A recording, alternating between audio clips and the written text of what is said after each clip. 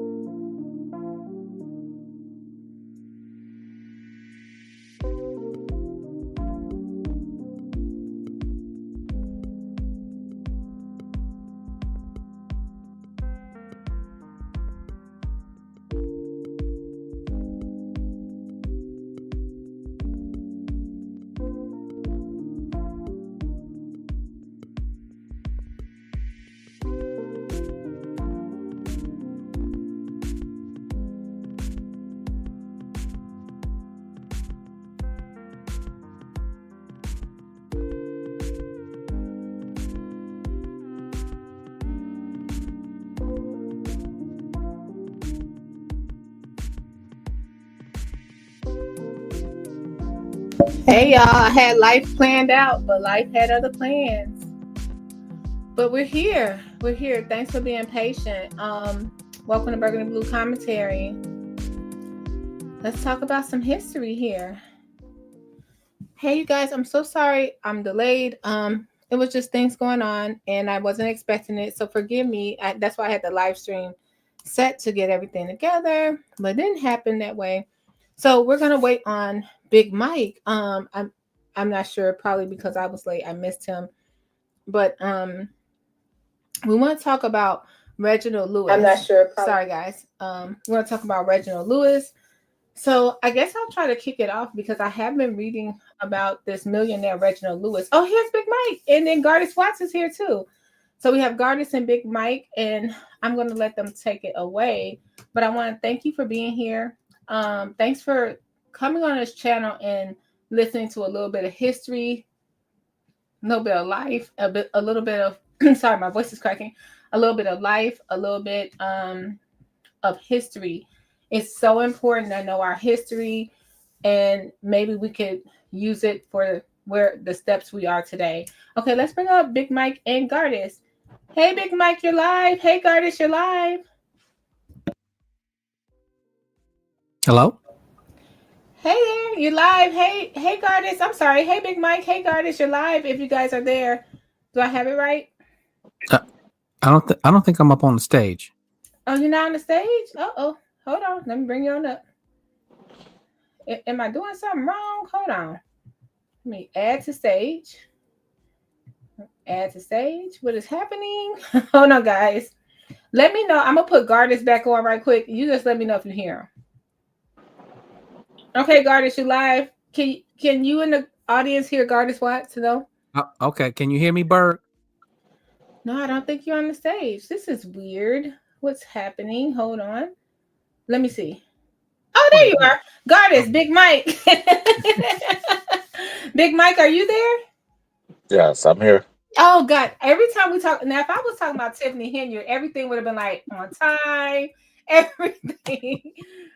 Hi, Big Mike. Thanks for being here, and thanks for bringing Reginald Lewis to our attention. Thank you, Gardis, for being here as well. And I'll let Big Mike let you guys. Well, I'll let you guys both say hi to the audience. I'll let you take it away.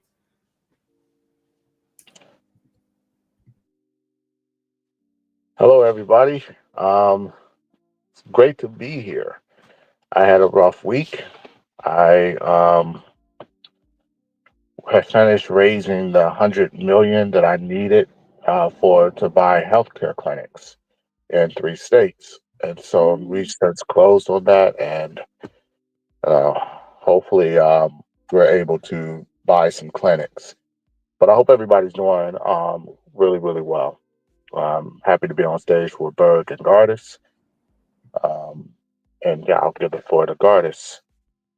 Big Mike, before Gardis jumps on, that's incredible. 100 million for building that healthcare. Can you repeat that It one more was, time?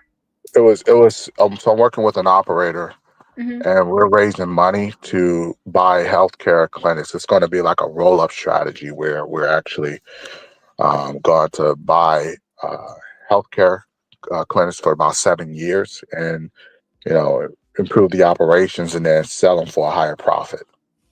Wow, that's incredible, Big Mike. Thanks for being here. That's incredible. Everybody saying congratulations in the chat.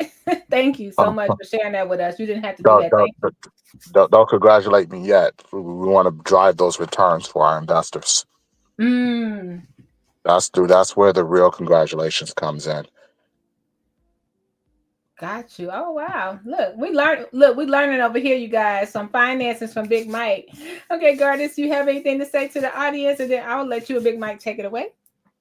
Oh, greetings, everybody. Greetings, Big Mike and Berg and the audience and the blueberries and those in the bushes. Obviously, Big Mike is more of the expert on Reginald Lewis, but I have been reading about his wife, who is just as interesting. But Big Mike, I'll let you take the lead on this. Yeah, I actually met his wife when I was a student at Yale a couple of years back, several years back, actually. His wife is really amazing. She's Filipino. They married around 1968. So, yeah, really, really sharp guy. Um, so, I think how I want to start this. I don't know if I have the discretion to do this, but I think it's appropriate to talk a little bit about who I am and how this story relates to how Reginald Lewis' story relates to my life and how and who he really is. And I'm going to be talking about some financial terms that may not be familiar to the average person, but I'll do my best to explain what it means. And yeah, if anybody have any questions, feel free to ask. But I mean, I'll leave that up to Berg if she wants me to start it off that way. Big Mike, you just mentioned Yale. Yes, I do. Please Huh. go and that's amazing. Thanks for sharing with us that you went to Yale. That's amazing. So yes, you have. Go ahead. The floor is yours. So I know so many of the audience, many members of the audience know that I lived in Dalton, grew up in Dalton, and went to Thornridge High School, and I wanted to have a career in politics originally.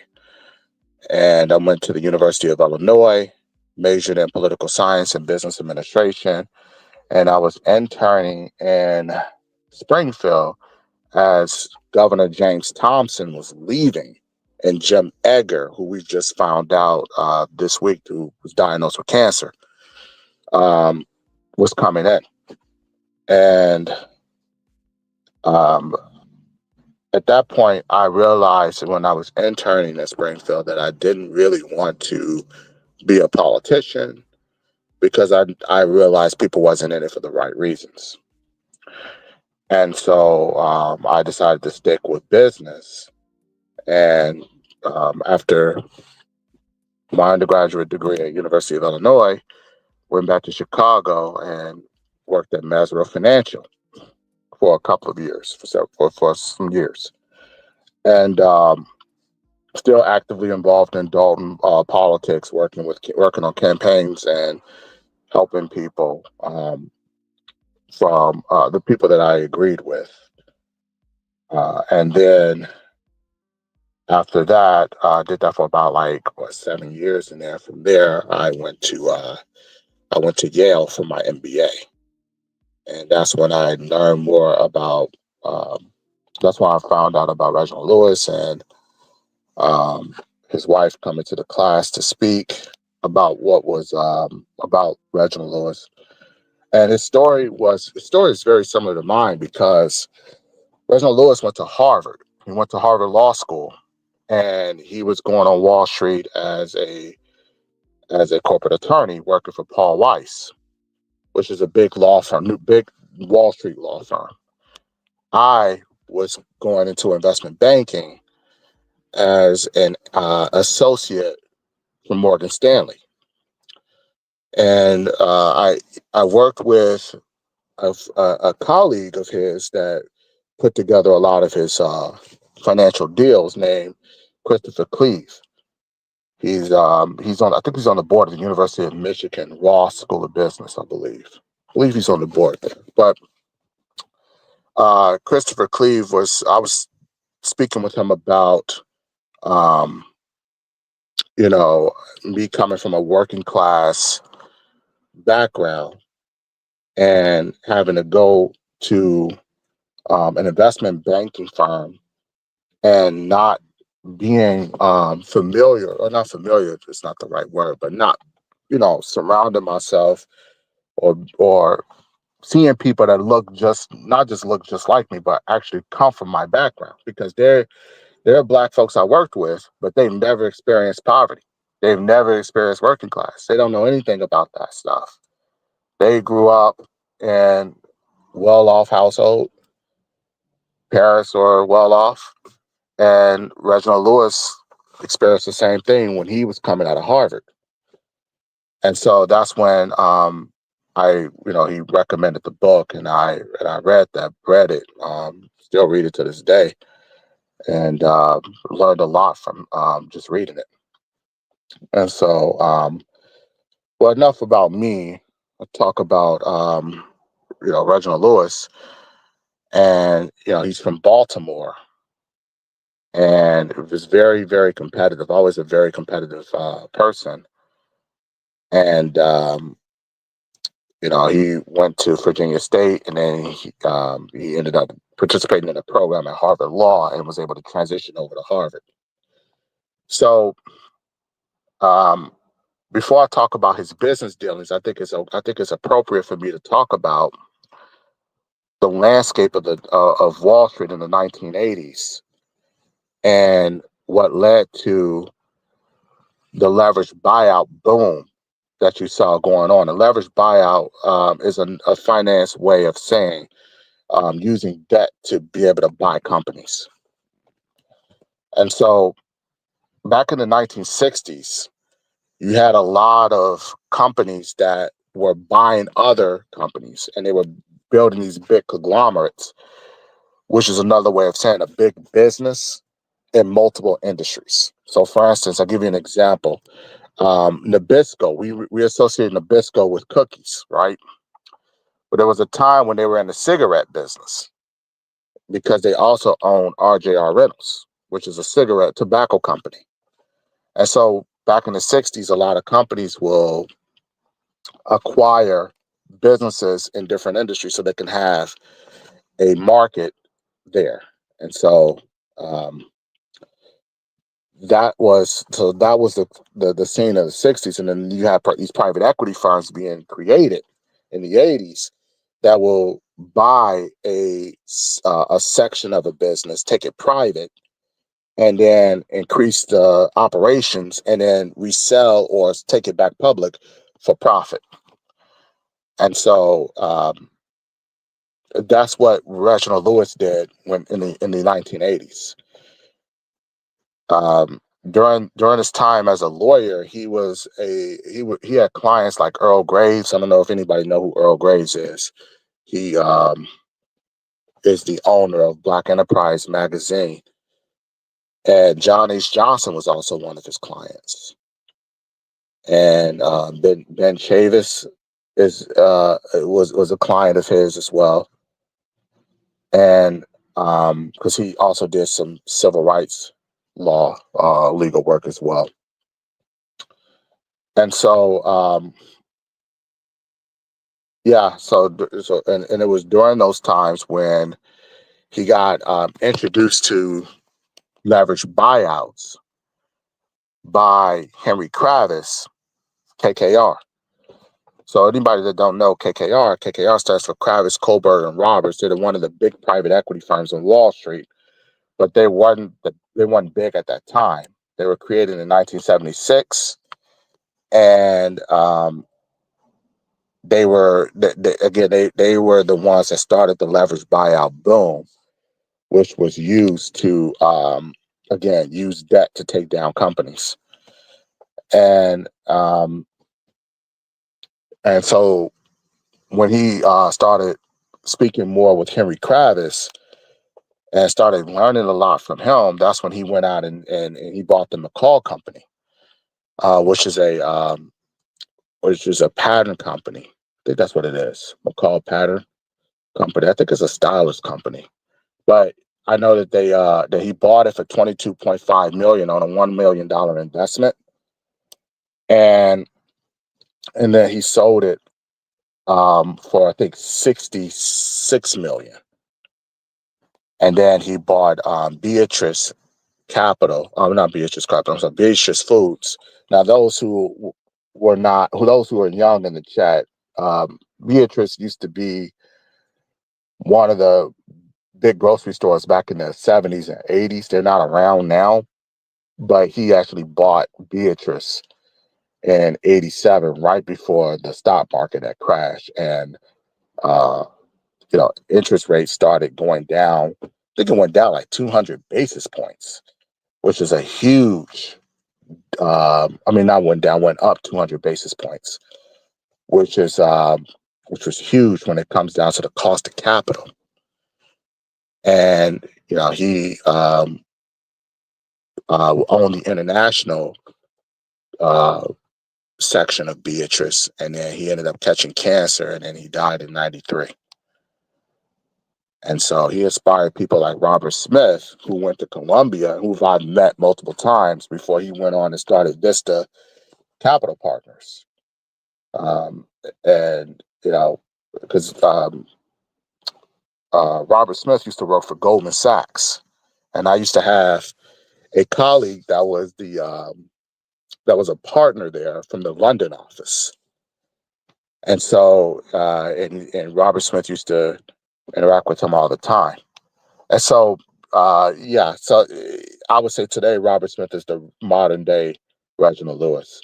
But yeah, hope if anybody needs some like explanation, I definitely will, like to explain. I don't want to get too in the weeds because I don't want to lose anybody in terms of the financial terms. And I'll be happy to explain what a leverage buyout is if someone needs me to explain it in more detail, because that's the strategy that he used to acquire the companies.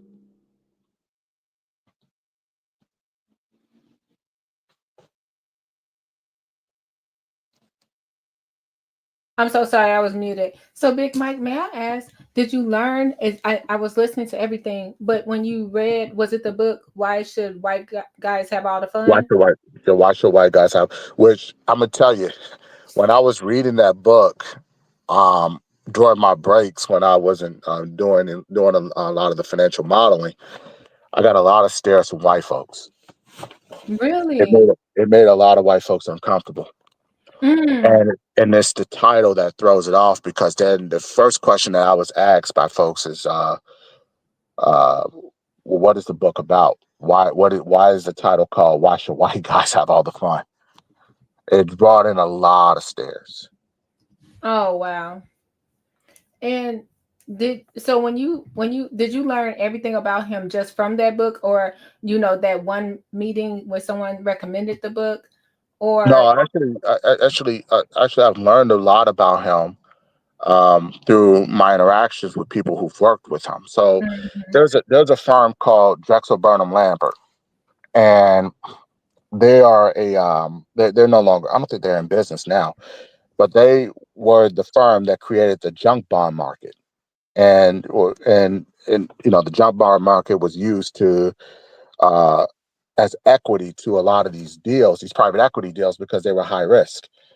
And so a lot of folks that I interacted with at Drexel Burnham Lampert knew Reginald Lewis personally because they worked with him to get his deals financed.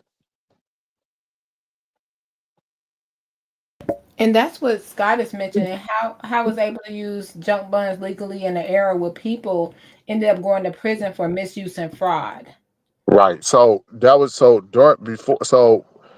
during the time in the early mid 1980s, Michael Milliken created the strategy of using junk bonds at the time when there was really hardly any regulations on it to be able to purchase deals. I mean, for private equity firms to be able to purchase assets like companies at a higher cost. Like for example, when KKR had bought RJR Nabisco back in 1987. It was the biggest leverage buyout at the time. That deal was funded by junk bonds, and it was created under Michael Milliken. But then Michael Milliken got convicted of insiders trading back in I think 91 or 92, and there was a lot of regulations on that. But before it really wasn't any regulations on that on the junk bonds. And You know, yes, Smith did pay off all the student loans. Yes, he did do that. if I'm not mistaken, because I remember actually during that time there was a movie called Wall Street with Michael Douglas. Didn't that have something to do with the same same topic that you're talking about with insider trading and junk bonds and That was based on this guy named what's his name? Bogey? I think that's his name. Bogle. I think that's his name. Yeah. So him and Michael Milliken both did a lot of insider trading with junk bonds, which is what led to Congress and the SEC rather regulating it. But before that, it wasn't regulated. I forgot his name. Uh, um, I forgot. I got his face in my head, but I totally forgot his name.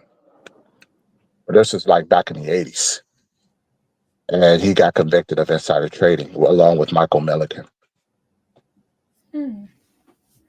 Now, one thing I think we always talk about history, but Reginald Lewis was still really young when he passed away.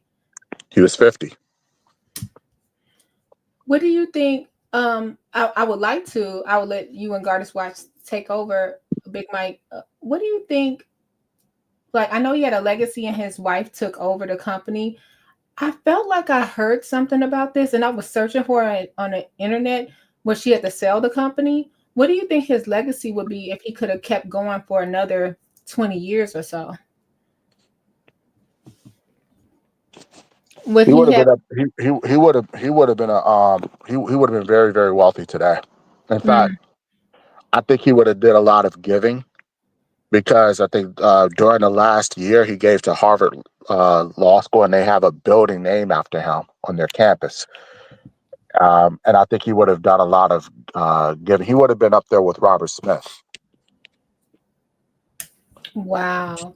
And I would like to talk about Robert Smith more because I have not heard much about him myself. I haven't, but thank you, Keithis, for sharing that. That's awesome. And they said that Reginald Lewis actually has a museum, Museum of Maryland African American Yeah, History and Culture. That's awesome. yeah, So he was big in philanthropy. yes, yes. He was really big on that. That's his name. I had to Google him. Ivan Bolsky is the guy that they were talking about in the movie. I didn't both see Yeah, from the Wall Street movie. yeah. That's the guy that was doing a lot of the insider trading, and he was using junk bonds as a way of funding to when he found out about a lot of the stuff about a lot of the things that were not privileged to the public. And I tell a lot of people all the time, insider trading in Wall Street is very illegal. It's really illegal. But insider trading in real estate is highly encouraged, and it's far from illegal. Now that's interesting. And so Scott says that's interesting how the bundling of bad loans several decades later via the housing market led to the collapse of the housing market in the late 2000s. Actually, that and I will also add to he's right, but I will also add to that when President Bill Clinton, when he repealed Glass-Steagall in 1996 and actually merged the banks, commercial banks with investment banks, that also led to the housing market crashing in the late 2000s. Before 1996, an institution had to choose whether they're going to be an investment bank or a commercial bank. And so you didn't have JP Morgan and you didn't have Chase in one on one house. The entity, so they were once two different entities. But Mm, after Bill Clinton signed Glass-Steagall, repealing Glass-Steagall in 1996, that led to the commercial banks and the investment banks having being able to operate under one roof, and that's when they started making these bad loans, which led to the housing crisis collapsing. What mm. led to the collapse of the housing crisis. And then you started seeing Bank of America buying Merrill Lynch, because Merrill Lynch used to be its own investment bank. And then Lehman Brothers crashed. Bear Stearns is no longer around. And the U.S. government bailed out AIG. And I can go on and on and on talking about all of that, but I want to rather stay on the topic of Reginald Lewis. Wow. This Thank you for sharing this with Gardis. You have anything to say? You said you were researching his wife. What did you find? Well, I mean, she has an interesting history as well. Looking at her, she's Filipina, and my mom's Filipina, so it's like I automatically had an interest on her path, because apparently she kind of followed the same path. She was a lawyer. She actually practiced law in the Philippines and here in the United States. And she basically passed the bar without actually having to formally study law in the States. So yeah, I mean, that's how smart she was. So she worked I think in the immigration department, if I'm not mistaken, Big Mike, as an attorney to help people get their green cards, because I think she actually wrote a book about that. And also, like after she after she took over or became started running her husband's company, she got integrated into his business. So but yeah, it's like and then her family also too did things in the Filipino government. Apparently her sister was um Excuse me. convener for the National Anti-Poverty Commission during the Arroyo administration. Gloria Arroyo used to be the president of the Philippines. I think she was the second female president of the Philippines. Mm. Oh, thank you. That's interesting. And one more thing, did you guys know that he has one daughter, Christina. She's tried to follow in her father's steps, and she opened something called Beatrice Advisors. Is that sort of after the store, his $1 billion legacy, Big Mike? Yeah, she's I wouldn't say she's trying to follow exactly in her father's footsteps, but she is in terms of like being entrepreneurial like her father. Mm-hmm. She's been doing that. I think a lot of his family, because it wasn't just his wife that took over. Um, his brother and his uh, half brother played in the NFL. I forgot his name, John Fuggett, I think that's his name.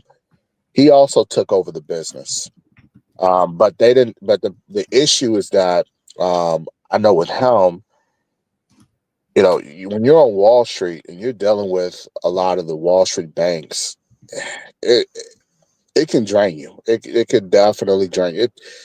It takes a lot of strong will and mentality to even deal with Wall Street banks because of the terms and banks not wanting to finance this deal because of a technical error here or there. It's and then you got to find capital, especially if you're trying to do a recapitalization of your current investors. So I think so actually listening to a lot of his interviews, I felt like they didn't want to deal with that anymore, which is one of the reasons why they sold the company. But to answer your question, yeah, his daughter's definitely entrepreneurial, but I don't think I don't think she's um, is interested in buying a big company like her father. Okay, got it. But Oh, go ahead. oh, I'm sorry. No, go ahead. Go ahead. So, Big Mike, let me ask you this. When I look at or you can even Google like the history of Black businessmen. You get the typical names: Bob Johnson, Madam C.J. Walker, and people who, Black people who became millionaires, some of them billionaires with these companies. Why Reginald Lewis is not typically on that list? Everybody asks me that question. um, yeah, that's I, ca- you know I can't even give you an answer, but I can tell you that when I tried to teach about Reginald Lewis and I District 205. Well, I'm not going to talk about that, but yeah, it's yeah, it, it's not just him, but A.G. Gaston as well. We don't know about a lot of people don't know about A.G. Gaston, and it's a problem. It's a huge problem. It's a big problem. A lot of people don't know about Earl Graves either.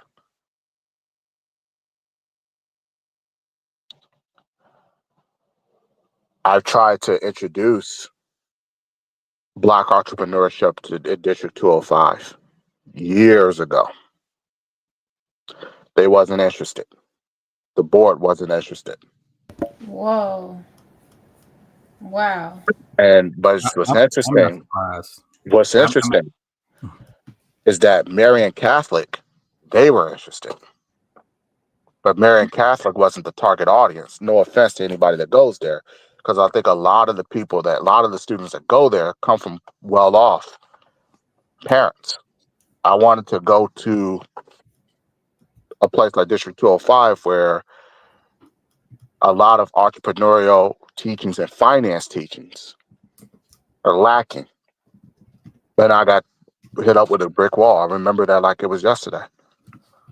And so, I mean, what part of what I do today is I teach young adults about financial literacy. And I'm also doing things with a lot of the Native Americans here in Arizona. That's where I'm at right now. And teaching them about financial literacy. But when it comes down to teaching it to, and I hate to say it, but when it comes down to teaching it to the lower income Black neighborhoods or Black schools rather, you're always going up against a brick wall. It's always politics involved. And quite frankly, I know a lot of people now that want to do it, but they're like, well, we're just going to create our own non-for-profit and do it outside of the school district. I was working with Felita Creighton and her late husband, Edward Creighton, on trying to get this taught. And it was a problem. not working with them. Their working with them was really, really well, really good. But getting it instituted into the schools was a big problem. I tried my part educating the younger generation about these Black entrepreneurs, but sometimes the powers that be may not want them to be educated on them. And I didn't know about Reginald Lewis or A.G. Gaston or Earl Graves until I was in business school. And that was over almost a decade since I've been out of high school.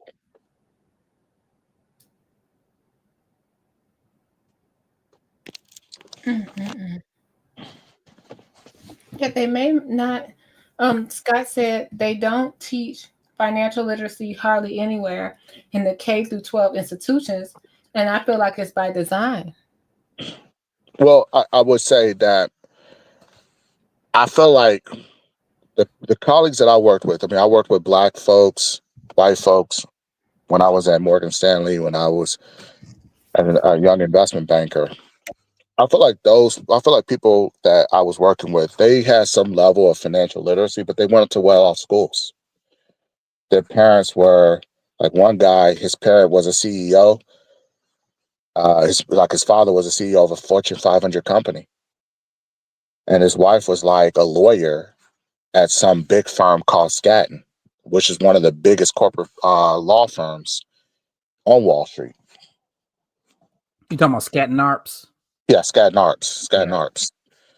And so, it's like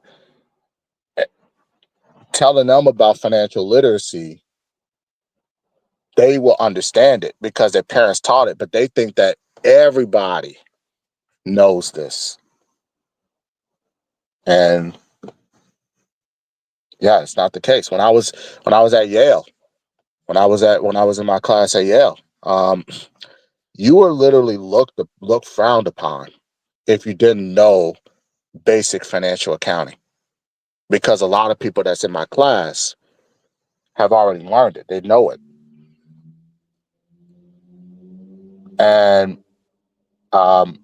quite frankly, throughout my times at Yale or Morgan Stanley, I rarely ran into anybody that came from a working class background or even a poverty background. Now, I'm not saying that those people don't exist; they do. But I probably ran into like one or two, Mhm. and that's a big problem. And I tried to bring that back to District 205, Mhm. and I tried to push for financial literacy. And it was one time you had Trina on here and she was talking about District 205, and I was in the comments really applauding her because I've tried to bring this back where, the students there don't go to retail jobs working as a cashier, but they can learn how to go buy businesses using debt and equity, how to raise capital, how to put deals together. I tried to teach that. But it's hard. It's hard when you're dealing with the politics there. It's hard. And it's not just District 205. I don't want to single them out. It's with a lot of the lower income Black neighborhood schools. Mhm. And it's so weird to hear you say that, Big Mike. Now, if you guys are listening, District 205 is in the heart of Dalton, Thornridge, and also it is all in the Southland. Is because I remember people breaking their necks to try to go to District 205 from the city. So it's so strange for you to hear that now, like the low income. Yeah, and it breaks my heart. It really does. And again, I don't mean to take it away from Reginald Lewis. I know we're talking about Reginald Lewis and Black entrepreneurs, but Mhm. I mean, the question that Gardis asks is really, really a great question. And, it's a question that not only do I have a duty of not just answering, but actually providing this education, Mhm. but it's also the public officials that you have running these school districts. Mhm. And I want to just expound upon that. Yeah, I've tried. I've tried really hard. I've tried, but I was it was a mess. It was a mess, and then it was on top of that. You had going back to my University of Illinois days and having to see how politics are being made and how these politicians are catering to donors rather than catering to their constituents. It's one of Yeah. the reasons why I don't want to be a politician. Yeah, you have too much of a heart. And Keith was asking, did the school district ever give you a reason on why they didn't want it? So they obviously the main issue is budgetary reasons, but I think it was because of who I had supporting it. Mm. And they didn't want them to take all the credit so that when they run, they can use it for their benefit. See, it's all about you scratch my back, I scratch yours. Wow. And That at the end of the day, and I've always said this, at the end of the day, when you have politics like that, the students are the ones that get hurt the most. mm-hmm. I mean, they would sacrifice the children for politics. That's Exactly. And then what's interesting is also I was working with the Creightons and hosted a financial literacy workshop where we had the kids come to us and we didn't even have to go to the district. mm-hmm. They've had a problem with us advertising that around in the schools. They had a problem with that. They did not want us advertising that because of her husband getting ready to run for school board, and they did not want him to take the credit for that. Whoa. Oh That's yeah, sad. I got a whole story about that. Again, I don't want to turn this into a political thing, but Gardis. I mean, when Gardis asked that question, it's such a great question, but the problem is politics. That's what it is. Yeah, and just like you, I got my own 205 story as well, but I'm not going to get into that because, yeah, it's a mess. It's a mess down there. But, getting back to the subject at hand in regards to Reginald Lewis and Black businessmen, because one of the things that I don't see often is the promotion of, I see the same names over and over again. And mind you, the Madam C.J. Walkers and stuff like that, they're very important. But, Chicago actually has its own history of Black businessmen. When you think of Higginbotham, you think of Jacoby Dickens, you think of Claude Burnett, who founded the Black Associated Press. These were people that were right here in Chicago. Seaway Bank, which I actually used to work for years ago. At one point, the largest largest Black bank in the country, Black owned bank in the country. So, Chicago has its own unique history in business. Can't think of the Black Construction Company as well that built a couple of churches. They actually built one of my the church that I used to go to. Can't think of the name right now, but yeah, I mean, and what's so funny is like about 25 years ago, Chicago had at least, and if I'm not mistaken, correct me if I'm wrong, Big Mike, they had 10 Black owned banks at one point. Mm-hmm. Yep, exactly. You're right. Hit the nail on the head because it's yeah, you're absolutely right. Chicago used to be one of those places where it was it wasn't as difficult to start a business compared to other places like Mississippi or Alabama or Georgia. Yeah, and that's why, like, when my grandfather came up here from the Great Migration, he was able to start a trucking company. Mm-hmm. And my grandfather had only had an 8th grade education, but he was able to start a trucking company. And according to what my father said, he was whining and dining with doctors and lawyers. Mm-hmm. Okay. That's awesome, actually. Now, I did find a video if you guys want to watch it, the Reginald F. Lewis Museum. If you guys have a couple of minutes to watch, we can play that. It's just I have all the time that we Yep. need.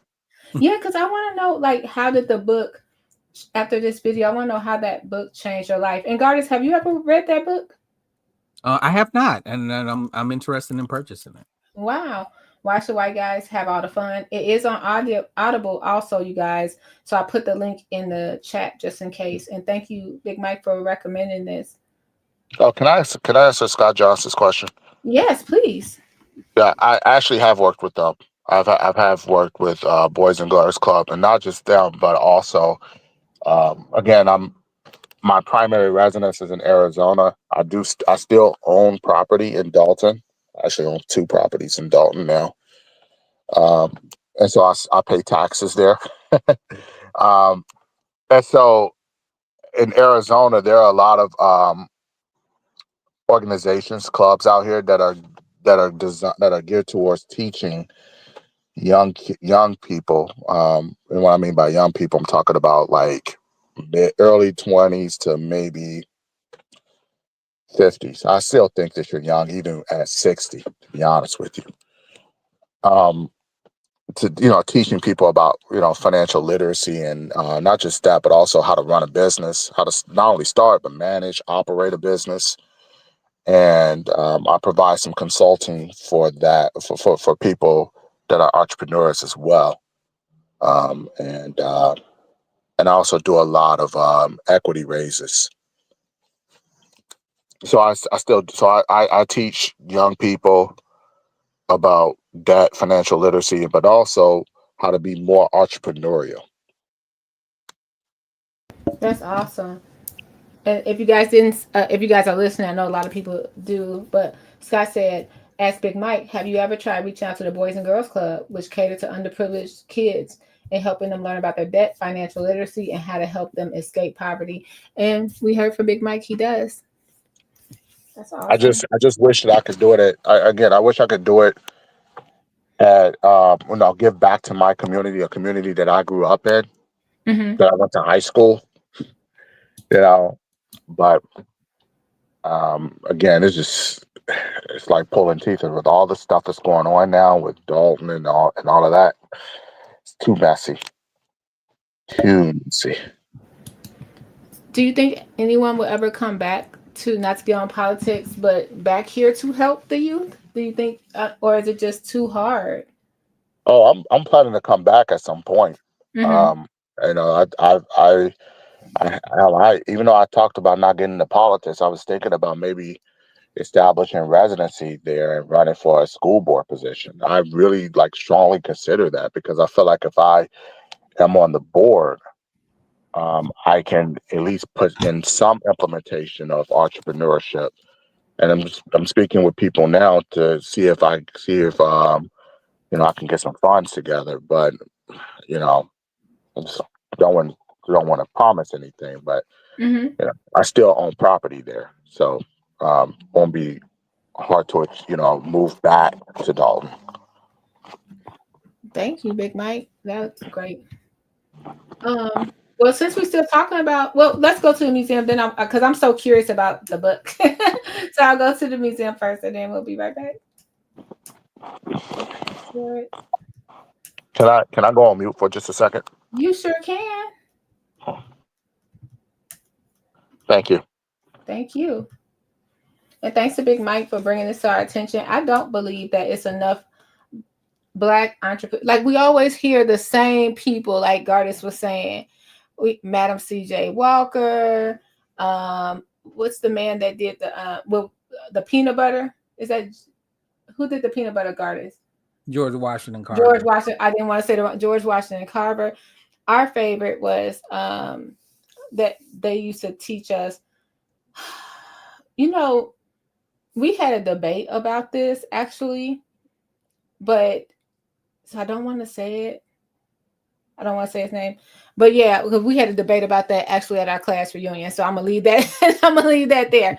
But yeah, we always have the same people all the time, and no one's opens up every different doors for us to different avenues to find new people. So this is excellent. Let's go to the video, you guys. So this is the Reginald Lewis, Reginald F. Lewis Museum. Let's go.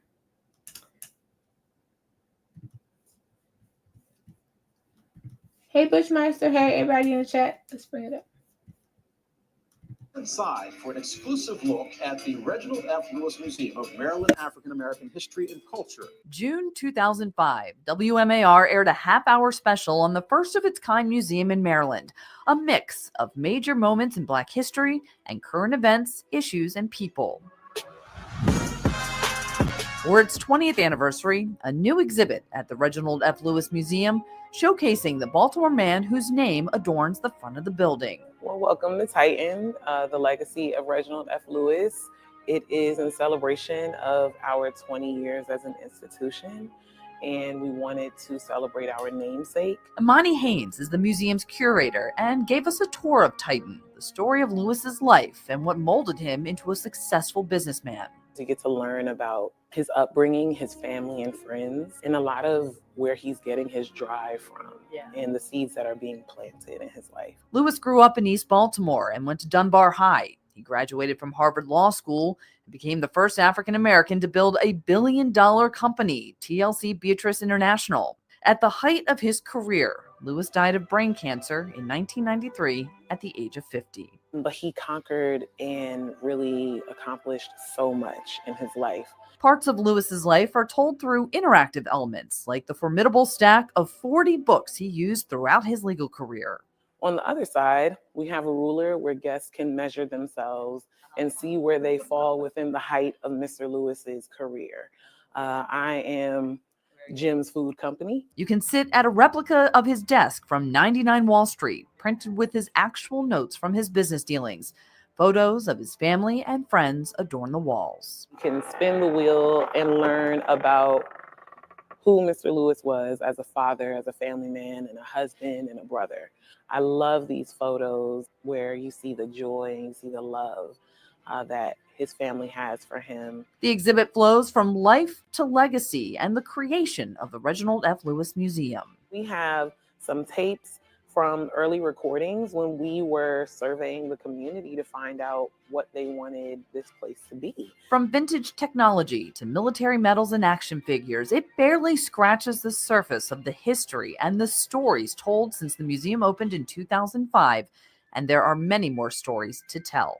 Anniversaries are so important to make sure that you commemorate. It's important to acknowledge that, yes, this moment in time has occurred. And it gives you a real opportunity to look back over all of the things that have been done and then project forward on the things that you want to do. Terry Lee Freeman is the president of the museum and says of all the exhibits they've done in her 4 years there, Titan is one of her favorites. I really think that it's important for people to see Reginald Lewis as just a man, just like anybody else, not endowed with any particular gifts, but someone who really was very focused and very committed and very passionate and very persistent, and that all of us can achieve what he achieved. One of Reginald Lewis's most notable quotes is "Keep going no matter what." It's the mantra he lived by, and it lives in the minds and hearts of staff at the museum as they look ahead to the next 20 years and beyond.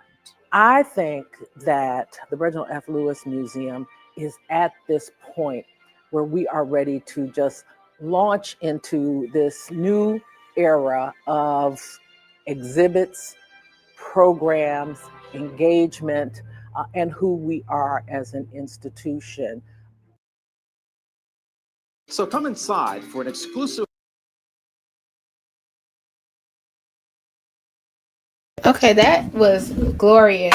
So I wanted to read where the title, why should white guys have all the fun?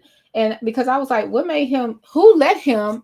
I was just thinking about who let him, why no one said anything, how did it get to this point? And so I wanted to read about it, and it was really cool. It said, when 6-year-old Reginald Lewis overheard his grandparents discussing employment discrimination against African Americans, He asked, "Why should white guys have all the fun?"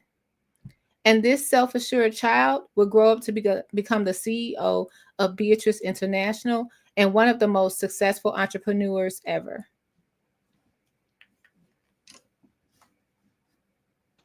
Yep, sounds about right.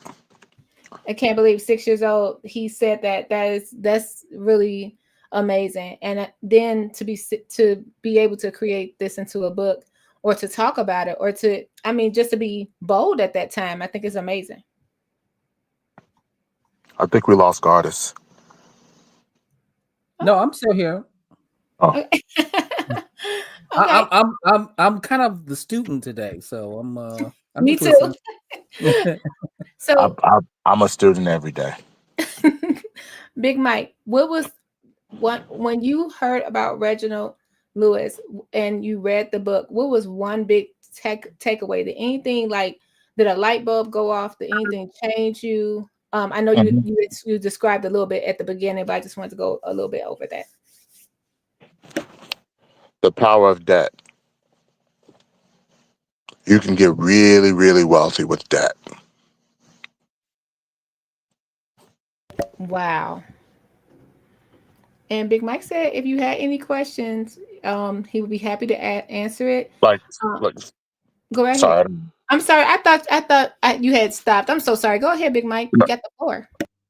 So, like, for instance, if I wanted to, and this is when I started learning about the power of debt. Like, if I wanted to buy a company with a leverage through a leverage buyout, you could think of it like owning, like trying to buy a mortgage, or not mortgage, try to buy a home with a mortgage.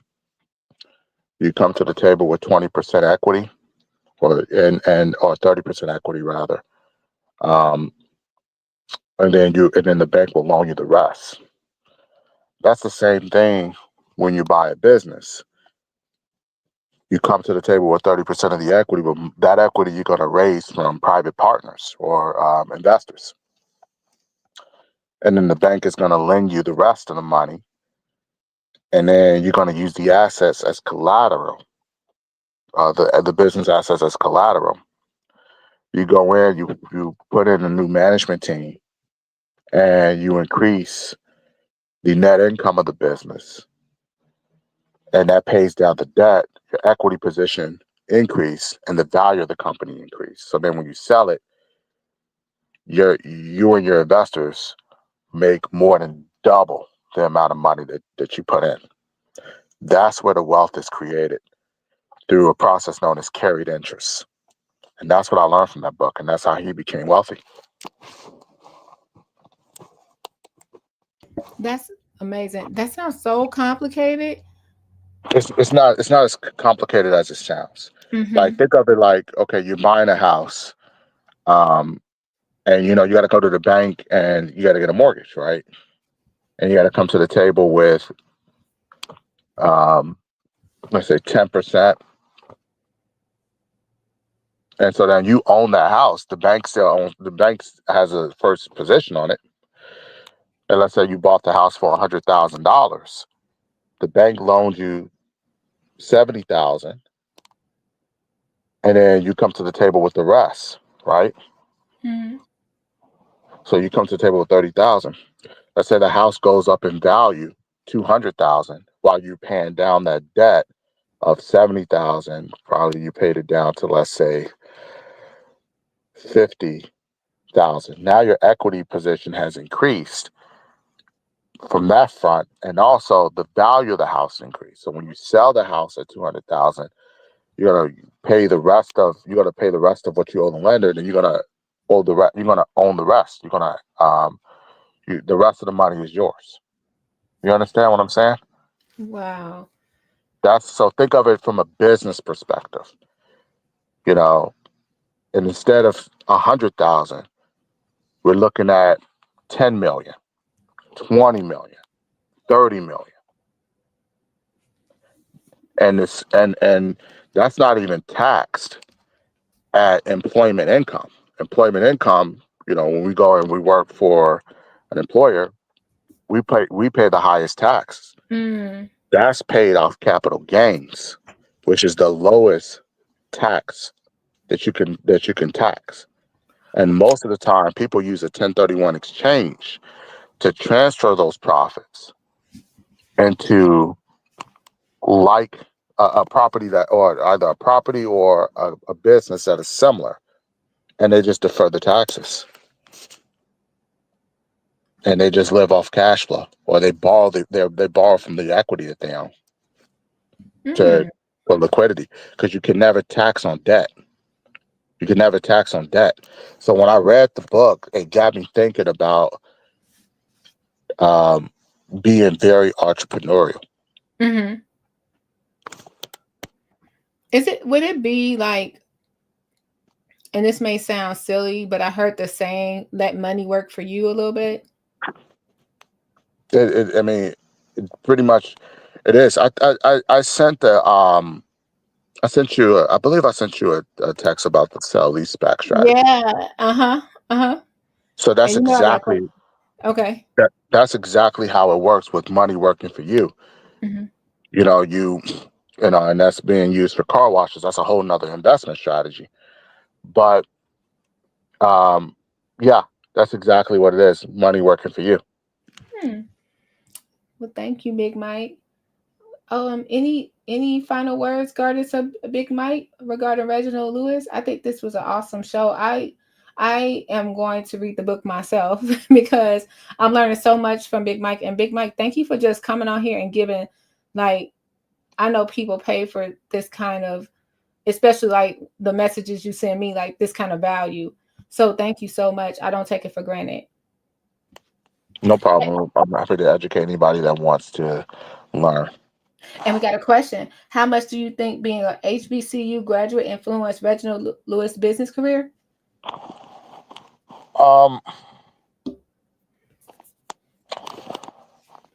hard to say, because when he was buying his businesses in the beginning, he was discriminated against. They wouldn't want to sell him a business because of him being black. Mm. I didn't talk about that in the intro, but yeah, McCall was like his eighth or ninth business that he analyzed before he and put an offer in before his offer was accepted. And when you read the book, you will literally see that there were white people that they were interested in the book. I mean, they were interested in the business, in him buying it. But when they found out that he was a black man, all of a sudden they didn't want to sell it to him because they didn't want to see themselves working for a black man. Big Mike, you just read my mind, because I was about to ask that question about his experience with racism in the business world. Oh, it was it was intense, and yeah, and you also had other private equity companies out there that were well established that would not even want to do any business with him. And because he was a black man, he had to pay extra fees to investment banks so that they can do business with him. And they had to use a white man as a front as well when negotiating with a lot of the investment banks, because they didn't want to do business with him because of his race. Yeah, that's that. I mean, that's interesting. You know, I just pulled up his wiki page, and I saw he actually died on my 20th birthday, January 19th, 1993. Wow.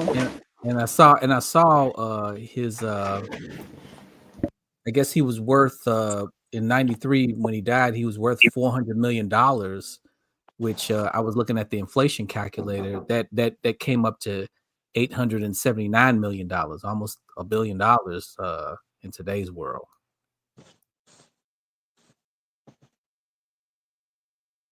Yeah. And if you go ahead. I'm sorry.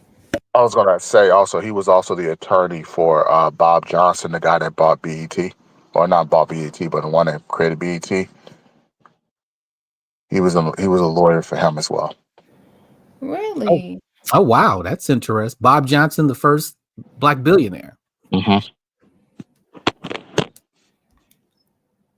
It's interesting. Well, it's another, if you guys have more time, it's another I was looking at Reginald Lewis all night, and I found another documentary. It's 20 minutes long, but if we could stop it and talk along the way, if you have time. Oh, I mean, like I said, I'm happy to. I mean, one of the things I love to do in life is teach. Okay.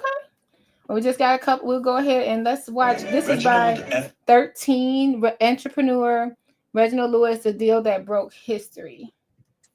Let's just pull it up. And you guys go ahead, put your questions in the chat.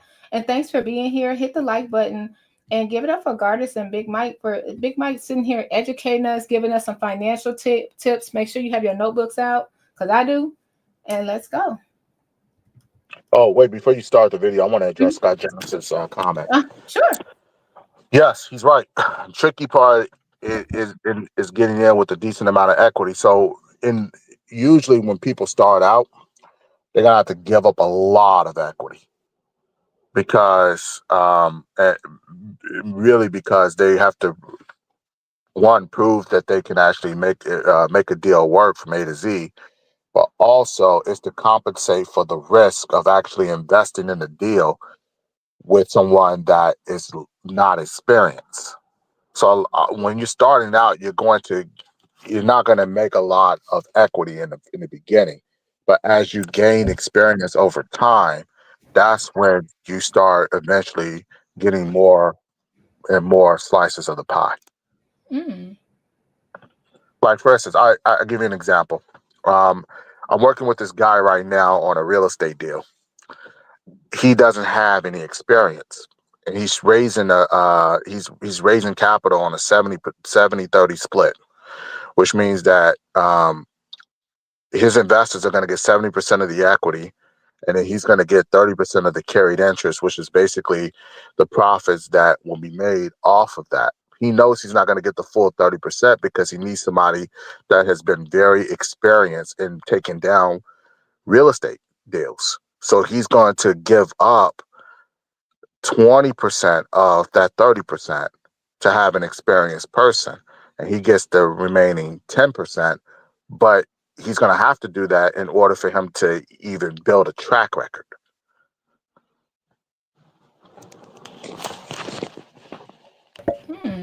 Okay. Thanks for that, Scott and Big Mike. And hopefully that deal gets really good for him down the line. Lewis and the making of a billion-dollar empire. He was a local paperboy who became a Wall Street tycoon. Oop, I want to pause because Scott had a rebuttal. Scott said that's where establishing business credit on small items and paying it off on time helps you to get access to better lending terms. Yes, so he's right about that for the lending piece. But what I was referring to in my comment is with the equity piece, because the lender is never going to fund 100% of the deal, and you wouldn't want that anyway. You will want some skin in the game, because that's where, again, the less amount of debt you have, the more cushion you have with making profits. So you wouldn't want 100% debt. So for that piece, yes, he's right for lending terms. But for, let's say, if you're trying to take down a deal and you have no experience, you most likely going to have to give up a lot of your equity per se, because you don't have any experience. You may have great credit and the lender will willing to lend, but oftentimes with these big mega deals, it's not even just about credit.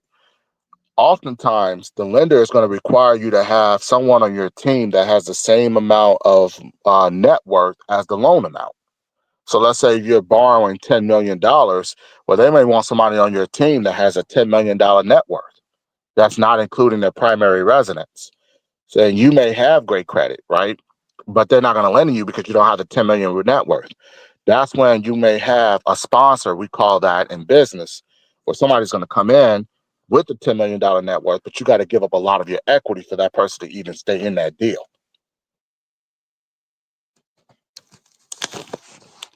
hopefully, if anybody if you need me to elaborate, I can definitely do that. But I want to make sure that it's that people understand exactly what I'm saying here. Because sometimes, I'm into this finance thing so much that oftentimes when I speak, it may not be, how can I say I may not take into consideration of, I don't know what I'm trying to say here. Someone help me out. Well, you're saying a lot of great stuff, and then I dropped the link, Scott. If you wanted to come up, you're welcome. If you wanted to say something, because sometimes when we text it out, just so you guys were able to talk it out. If you want to, the link is there. And thank you so much for the 1999 super chat. Thank you, Bushmaster, and thank you, George Graham. It says Scott's right, but be prepared to give up a sizable amount of equity. Which was what I was saying. Yeah, he's actually right on what he was saying. But again, there's another component to the deal, which is the equity side. Yeah. And that is what the lender isn't looking at the equity. Well, they are looking at the equity because they want to know how you're coming up with the capital to take down deals. Mm-hmm. But they're in terms of your terms for that equity, they're more concerned about them getting paid back, the lender. So and in order for them to be comfortable with them being paid back, they want to know how your equity is being structured. And if you don't have the net worth to be able to take down the deal, you most likely going to have to give up a lot of your equity to do it. And that's starting out. But as you get experience, that's when you don't have to give up as much of your equity. And matter of fact, I know people now that's in the business of solely being sponsors, and they make money off of taking on a sizable chunk of equity from new investors or new, we call them syndicators in real estate and corporate business. We call it operators. Awesome. And thanks again. Okay, I'm going to start this, and here we go. Reginald Lewis is a take charge kind of a guy. Breaking racial barriers. And Big Mike, you just tell me when to pause if it's anything you want to educate us on. I think that was Benjamin Chavis that was in the beginning of that video, the one that said that Reginald Lewis was a take charge guy. Mm-hmm. Yeah, that was him. Okay. And who is Benjamin Chavis? Who is civil rights activist. Okay, African American civil rights activist, author, journalist. Okay, thank you. I was wondering. I was like, wait, I don't know. I had to look that up. Thank you, gentlemen. In the corporate world. Reg Lewis, in many ways, was the Jackie Robinson of business. So the white guy that was just talking, that was Michael Milliken. That's the guy that went to jail for insider trading for the junk bonds that he created through Drexel Burnham Lambert. What? Was he the character Gordon Gekko was based off of? No, that's Evan Boesky. Evan Boesky and Michael Milliken both worked together to do a lot of insider trading, and Michael Milliken provided the junk bonds for Evan Boesky to make the transactions through the insider knowledge that he got from these companies. And so they were able to link it back to Drexel Burnham Lambert, and they both went to jail for insider trading. And they got Michael Milliken got a piece of the profit from Evan Boesky's deals, illegal deals. Whoa. Okay, I'm gonna bring up Scott Johnson. Scott is in here. He might have some questions for Big Mike since you guys were conversing. Hey, Scott, you're live. Hey, good evening. How are you all doing? We're good. How are you? Doing well. Thank you all so much for being able to participate on this panel. Thank you, Bert, for hosting it. This is really good stuff. I love being able to see more content like this and having it broken down and discussed, and especially seeing how even individuals that have died, 30 years ago, how they still have relevancy in today's marketplace, in today's current time as well. So there's a lot of lessons that can be learned, but also individuals that were contemporaries of individuals like this and applied some of their practices. It's nice to be able to garner wisdom and knowledge and cultivate that so that you can be able to build up your knowledge, build up each other's knowledge bases in order to be able to posture yourselves for success at any different level. So thank you all. Thank you for joining. Thank you. So we're gonna we're gonna play a little bit more, and you guys just tell me when you want to pause, because you recognize two gentlemen that I ain't recognize at all. So that would be great. Yeah, I'll just ask to pause when I see somebody that's important that I think everybody should know. Yeah, the white guy that was in the beginning, that's Michael Milliken. That's the guy that gave Reginald Lewis the junk bond capital to be able to buy the businesses that he actually ended up buying. And he also went to jail for insider trading.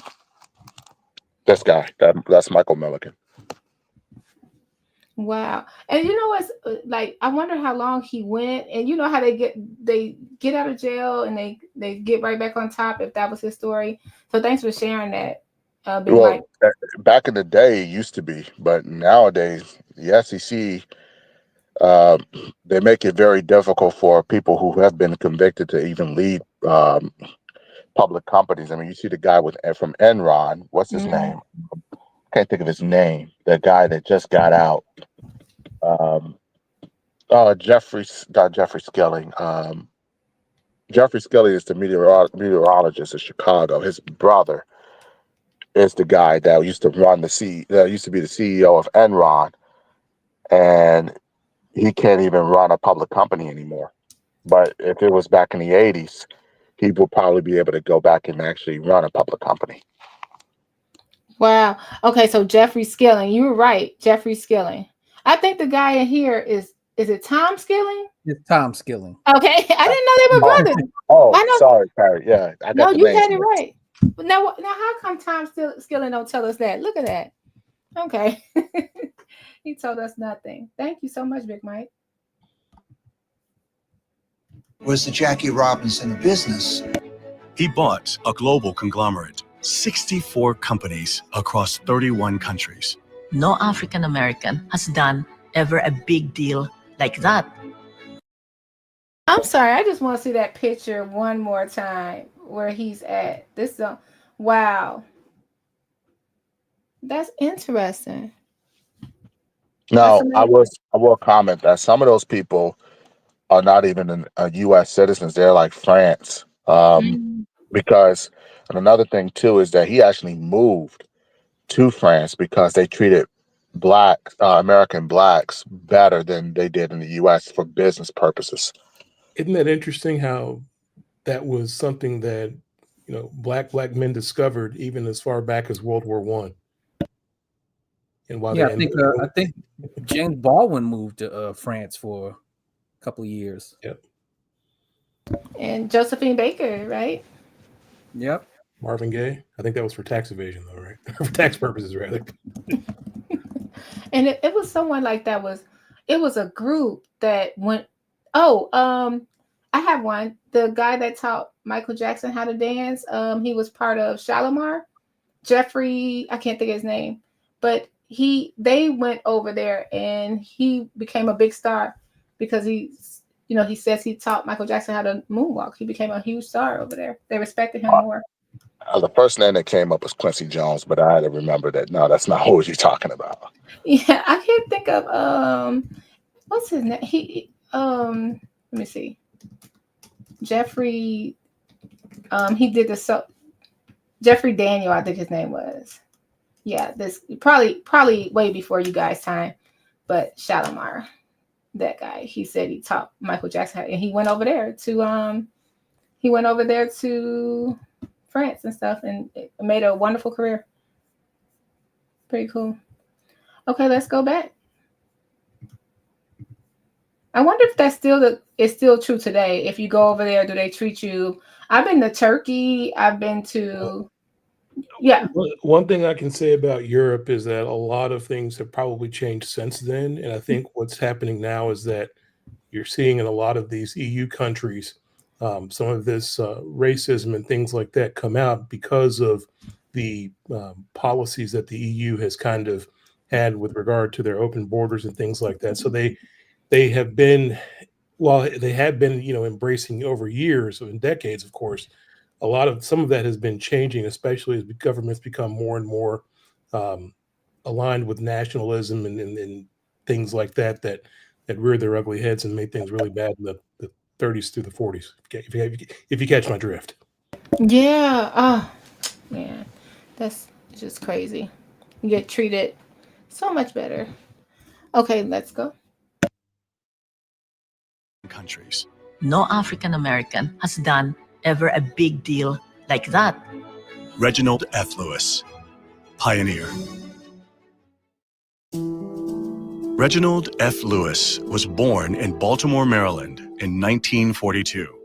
He was raised by a tight-knit family that nurtured a sound education, unyielding pride, and a strong work ethic. My grandfather said, know your job, and you'll never be in a bread line. By the 1950s, racial tensions were deepening in Baltimore. It was the site of one of the nation's first sit-ins. Schools were being desegregated, and white flight was peaking. So when we moved here, all the white people, there's a whole white block, moved out. So right from the beginning, we had. That sounds for. Have anyone ever experienced that? I know we did coming up. Did you guys ever experience that? I never personally experienced that. Well, yeah, I basically lived it in South Holland. when I moved here to South Holland back in the early 2000s, it was like about maybe 50% white. South Holland is now 75, maybe to 80% black now. Now, Big Mike and I are from Dalton, and I can recall we were one of the first black people on our block. It was maybe another maybe two other black families, but we were one of the first. And we had a white mayor. And we had a white mayor. And we had the Dalton trolley. I keep bringing that up. Everybody, do you remember the trolley, Big Mike? Everyone thinks I'm crazy. Okay, everybody thinks I'm crazy. That's because, things have changed a lot. I don't want to get too much in politics, but things have changed a lot since 1997. Yeah, for sure. For sure. Okay, let's go.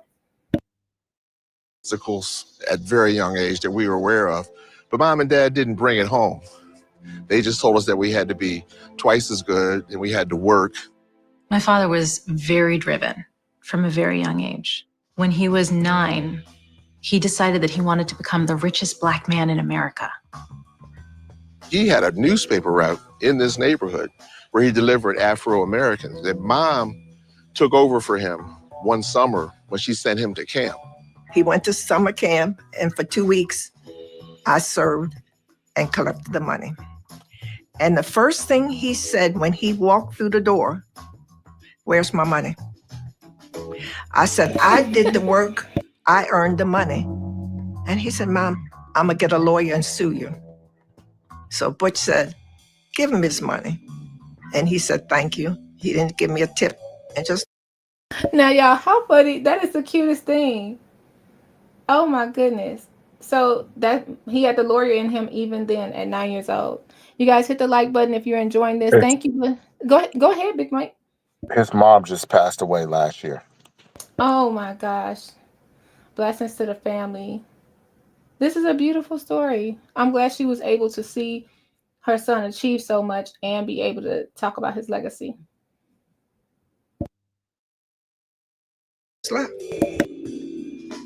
At Dunbar High School in Baltimore, Reginald Lewis was a 3-sport all-star athlete.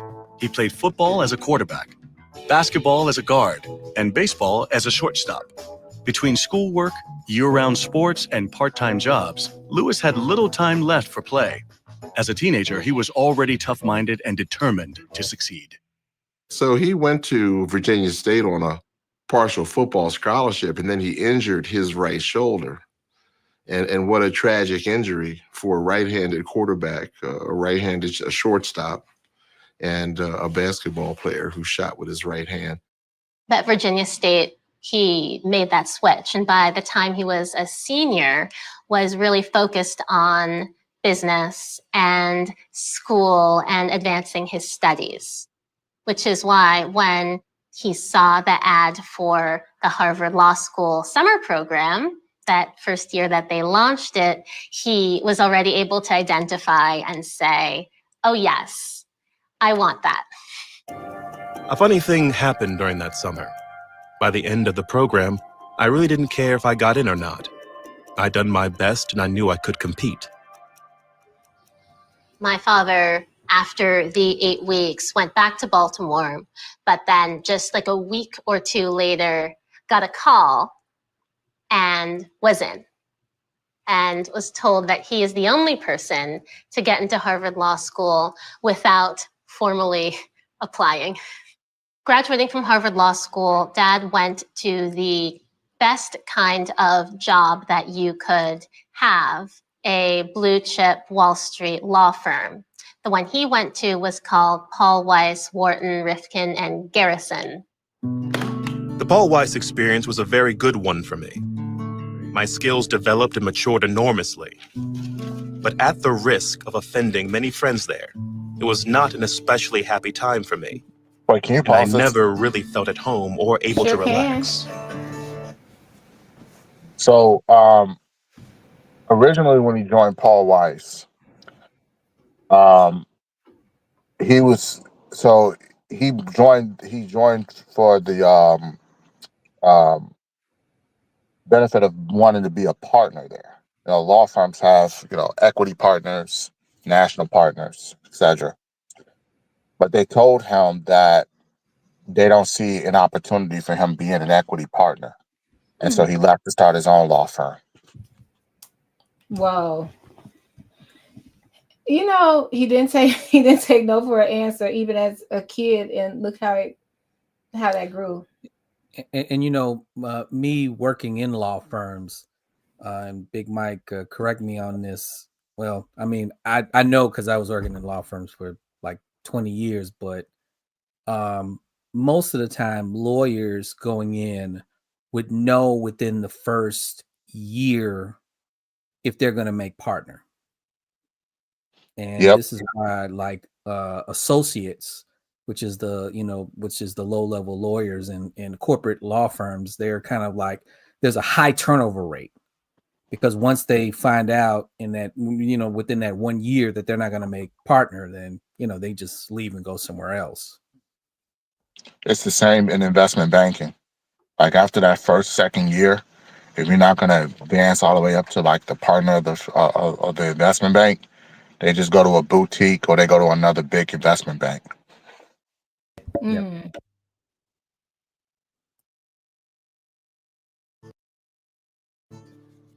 So in 1970, my father left Paul Weiss and started a law firm, the first African-American law firm on Wall Street, with some other lawyers. But he only did that for a couple of years, and then he moved on to have his own practice. During those early years, while Lewis sharpened his legendary negotiation skills, he met the woman who would become his wife. I met Reginald Lewis on a blind date. I was the one who proposed. We got married 6 months after we met. Yes, wedding in the Philippines. Early in the morning, it was a Holy Mass at around 7 o'clock. So waking up at 4, my wedding gown was hand embroidered. We were in a small chapel. I was almost walking on clouds. It's like a dream because I never intended to get married. The vision was that he'll be taking care of the big expenses, mortgage, children's education. I will take care of household. So those first years were tough, but I had faith. I had faith in him. In those lean years, as Lewis That's beautiful. 6 months after meeting. I didn't notice the town. Did they meet in Baltimore? I missed the town. his law practice and Go right ahead. Sorry, I think it's a lag, so I'll be waiting to see if someone wants to say something. No, Go right ahead. I didn't catch the name of the town either. But that's beautiful. Beautiful story.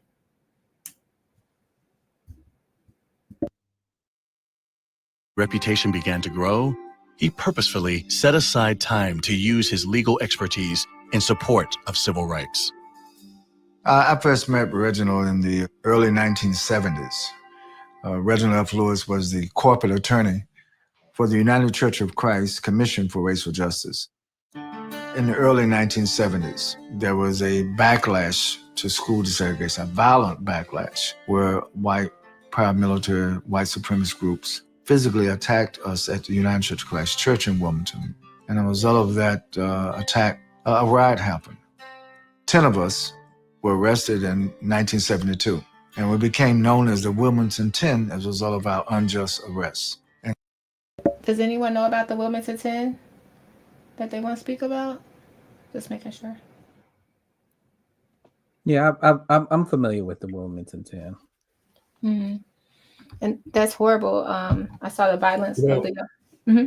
Wilmington has had a long and storied history of anti-Black and lynching type of activities going way back post-Civil War even. And they had all kinds of riots. I think they had all kinds of massacres that occurred, and it was just absolutely brutal, especially in that period of time. It was a strategic port for not for the Union, but for the Confederacy, and that was just a lot of those different ideals and strongholds remained intact for decades. Mm. Thank you for sharing. This is horrible. So he was there to help. Let's see. And so they issued a warrant for my arrest, and I was in New York at the time. And the thing that I admired about Reginald Lewis, he was a take charge kind of a guy. On the plane, we discussed when the plane landed, who was going to go off the plane first and who was going to go off the plane last. And Reggie says, "Look, I'm your lawyer, follow me." The sheriff reached for me even while I was stepping down the steps. Reggie grabs the sheriff's arm and said, "Wait a minute, who are you?" And the sheriff said, "Well, I'm the high sheriff, who are you?" And Reggie said, "I'm Reginald F. Lewis, I represent Reverend Shavers. I need to see your identification." That's the kind of lawyer that Reginald Lewis was. That's the kind of, I would say even activist he was. Yes, he was a Wall Street, highly trained corporate lawyer, but he was a strong freedom fighter for civil rights. But Lewis had another dream. He was an intense, driven risk taker who wanted the power and the money from the world of high finance. And he wanted to be the first African American to get it. I remember that Reg decided that he was going to put more time into venture capital, and he wanted to form a company that he decided to call TLC Group, which he never would admit, but we think it was for the Lewis companies. That's what TLC stand for. He would always talk, at night when the children are asleep, about the business, about what's happening. I think it's his way of decompressing. I always consider it like there's a ball of string in his head. And just by talking about it slowly, it's coming out and it clarifies his mind. If you have a core set of values like family, like hard work, like trust, and these are things that will stay with you even when you may be having a difficult time in a specific problem. But if you maintain the core values, you can generally ride through any particular problem, and then in the end, we'll be able to be pleased with the result. He wanted to be seen not just as an African-American businessman. He wanted the message to be that he was an American businessman, that he was a success in his own right, that he was not some sort of a token or some sort of ethnic person who they picked and put in there. He wanted to demonstrate that it was his hard work, his intelligence, and his drive that made him a success. By the time the early 80s arrived, Lewis had experienced several failed business acquisitions. Yet, he was undeterred. Instead of stopping, he went after an acquisition that was bigger and bolder than anything he had attempted so far. Any deals that we saw were always warmed over or nobody else wanted to do it. So the McCall Pattern Company became available. And the reason it was available is because the number of units sold in that industry had declined for 10 straight years, yet McCall was still profitable. Lewis wanted to close. Okay, Big Mike, you mentioned that. And now I can see the McCall visually. I remember seeing those patterns. That's awesome. Mm-hmm. I had no idea. I totally forgot the name, the context of the business, but yeah, he bought it through a leveraged buyout. That's amazing. I remember those patterns. That's amazing. You can make your own wardrobe right there in the packet. Those big leverage buyout deals. To make all the numbers work, he had to buy a mature company with a predictable, stable cash flow, which would allow him to pay off the tremendous debt once the deal was done. The big question was, who could help him get the financing done? The role of investment bankers is one of the great mysteries of the universe. The simple fact is that you don't hire investment bankers, you hire people. Because Phyllis Schless had labored for many years on Wall Street with one of the top investment banks, Bear Stearns, I wanted her thoughts about the bank. I actually met her. Really? Okay. She actually went to go work for Morgan Stanley after she left Bear Stearns to go work at Morgan Stanley. Wow. And what, like, under, if it's okay to ask, like, were you at school or were you at a lecture? I worked at Morgan Stanley. Oh, awesome. Okay, great. That's cool, Big Mike. Big Mike giving us world experience in finance. I love it. Best price to pay for McCall. We needed to get Reg in touch with the people who were selling McCall, and we needed to get him treated seriously. So the first thing I did was to basically bridge. Please. One of the things that you don't do, and he made a mistake, is once you engage an investment banker, it's like engaging a real estate agent. They're supposed to be the middle person of the buyer and the seller on M&A activity. What he did was he went behind their back, Bear Stearns' back, to engage with another investment bank, and that's something you don't do because that could easily tarnish your reputation. And he learned that later on that you're not supposed to do that. Oh. Uh-oh.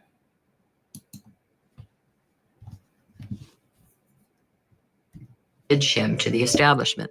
In the McCall Pattern transaction, my role was to provide the senior financing, $19 million out of the $22.5 million that was the sale. Getting the bank part was the tough part in the early days of leverage buyouts. And 83 was the very early days. I have to admit, when I first met Reg, I wasn't told that he was black. So it was a little bit of a surprise when I walked out of my office. There weren't that many black entrepreneurs in New York City at the time. In my thinking, I put aside completely the fact that he was black. I didn't see how it should or could be part of the decision. Then things weren't moving fast enough for Reg. He wanted it to close instantly. I felt I was stuck on the McCall deal and was not sure whether Bear Stearns was trying to scuttle the deal or not. I decided to give them a little competition. And Reg went out behind my back, literally. And he talked to other investment bankers and people. Maybe they could move faster, he thought. We dropped him, bear dropped him, because he breached our agreement. A week later, I got. Oh, that's what you mean, Big Mike, huh? Yeah, I didn't know they were going to talk about it in this documentary, but yeah, that's Wow. what I was taught. Yeah, you don't, once you engage an investment bank, you don't go behind another investment bank, that investment bank's back to talk to another, because these banks make fees, transaction fees off of an acquisition or disposition of an asset. I wonder if he thought someone was gonna snitch on him. Well, they will find out eventually, because it's noted that Bear Stearns is representing Reginald Lewis in this deal. I mean, all of that stuff is known. So what he was trying to do is he was trying to get the two investment banks to compete with one another, and whoever gets him the deal faster wins his business. But that's not how it worked. Okay. A phone call that said, "I'm really sorry." There were words I never thought I would hear out of his mouth, ever. "If I double your fees, will you take me back?" We had initially had a fee, I think, of $250,000. He doubled it to $500,000, which was not a lot of money, but it was 1983. First of all, once we bought McCall, all of a sudden we were in a different tier. You know, we were now owners, or Reg was now an owner of a decent sized. This is the guy that he had to use to do a lot of the negotiations with a lot of the investment banks after this deal, because they were not they wouldn't engage with him because he was black. This reminds me of that Saturday Night Live sketch Eddie Murphy did back in the 80s, White Like Me. We gotta see. I didn't see Remember that. where they put Rick Baker put him in the white makeup and gave him the hairdo and the business suit and all that, and had him go out and apply for business loans, things like that. And they were just like, "Well, what are you doing? Well, just keep the money. You know, pay it back whenever you want." Yeah, I remember that skit. Classic. Classic. Wait, is that skit off a book called Black Like Me by John Howard Griffin? Yeah, so it's they called it, but yeah, they called it White Like Me, and the whole premise was Eddie Murphy, you know, being undercover as a white man to see how the world treated him as different. Like, they each other. Got to see that. That's horrible. 1983. They were still on that. No, let's go. Tier. This is Wall Street at the time. You know, we were now owned. Wall Street, 1983. Yeah, it was very different. You didn't see like today. You see a lot of black. You still don't see a lot of black entrepreneurs even today, to be honest with you. But you see more today than you did back then, and a lot of people look very suspicious. Look like you're a major nuisance. No offense to anybody, when you're, black man going in and trying to buy a business on Wall Street in those days. Yeah. Owners, or Reg was now an owner of a decent sized company with a brand name. It's amazing how things changed after that. All of a sudden, we were getting telephone calls. Everybody wanted to interview Reg.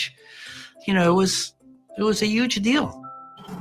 TLC bought McCall Pattern Company with $1 million and only 3 years later sold it for an astounding $90 million.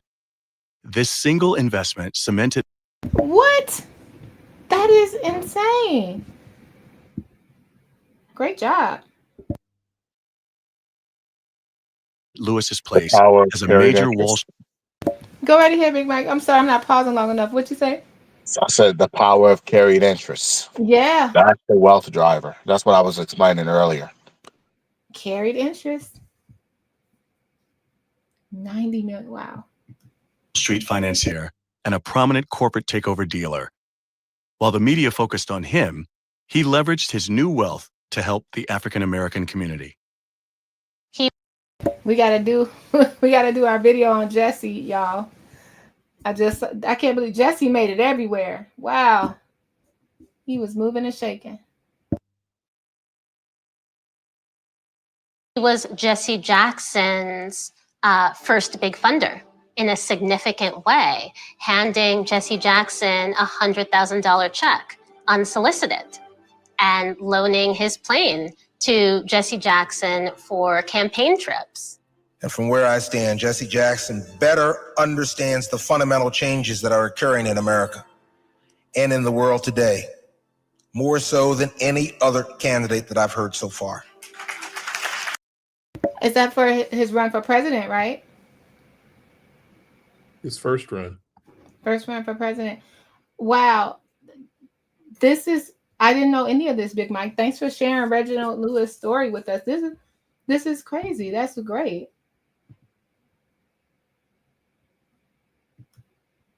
This candidacy of Jesse Jackson was an inspiration to him personally.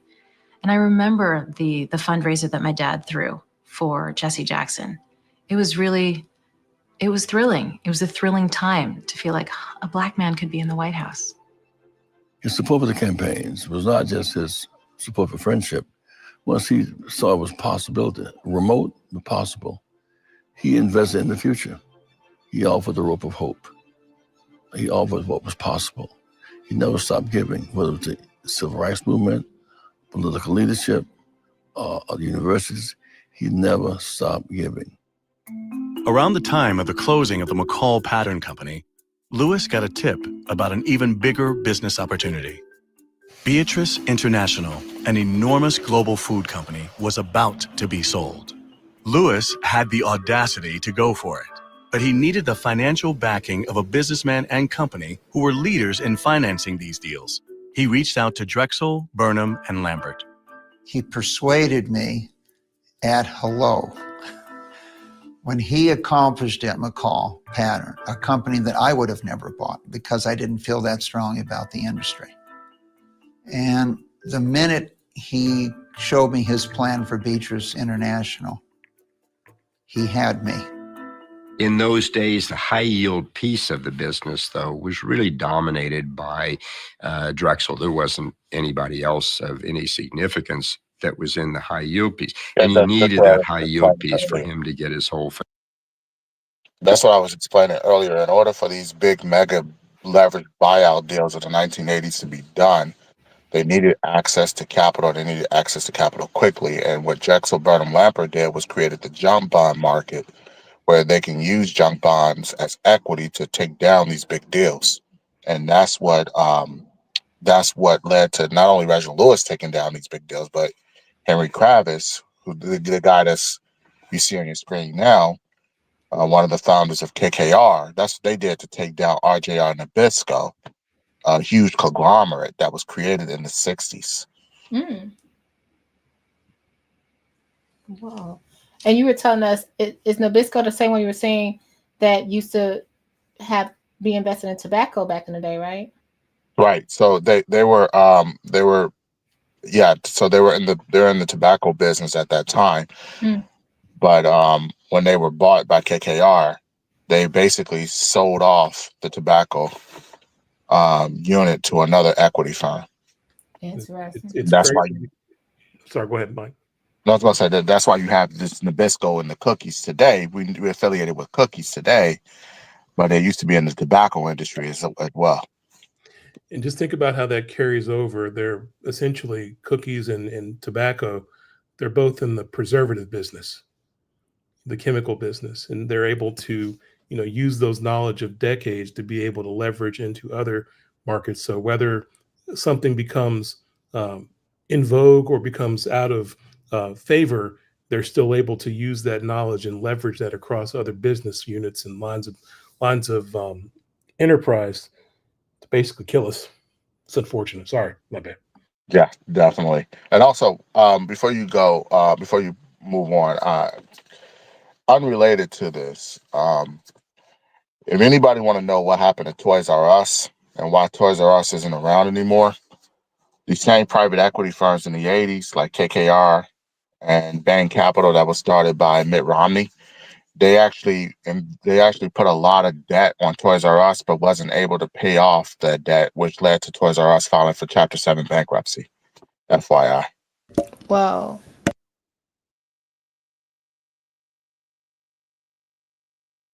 It's funny financing because them. all you hear is Amazon is what killed Toys R Us, right? That's what I was thinking. Yeah. It wasn't Amazon. These private equity firms. They will put a lot of debt on these companies, but what they don't tell you is that if they don't service that debt, the company will have to liquidate its assets Sure. to be able to pay it off. Yeah, that's so wild. And so when you have that access to that much capital, you have access to the plug and becoming the narrative and determining what the narrative actually is. And you can bury the truth in financial papers and all kinds of other means to kind of skirt the law in the SEC, right? Oh yeah, and the SEC, to be honest with you, They're being they're neutral. filled with they're filled with executives from these private equity firms. They go and they work for the SEC, and they just look out for their buddies. That's how Bernie Madoff was able to get away with so much. Yep. Mm-hmm. Hmm. One of the major challenges for Black entrepreneurs was and is access to capital.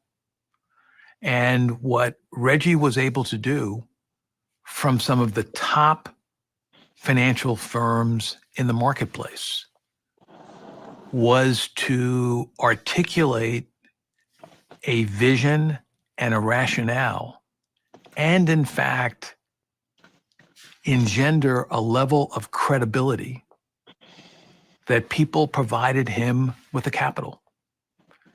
And that was extraordinary. We had many other people around the world approaching us whether we would finance them to buy Beatrice.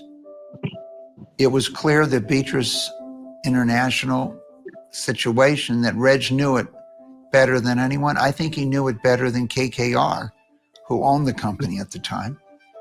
And he had a plan.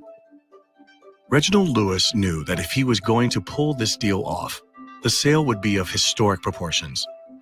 The key to this huge acquisition was figuring out how to make the tax components of this deal work and how to double the cash flow in order to pay off the massive debt. If Lewis failed,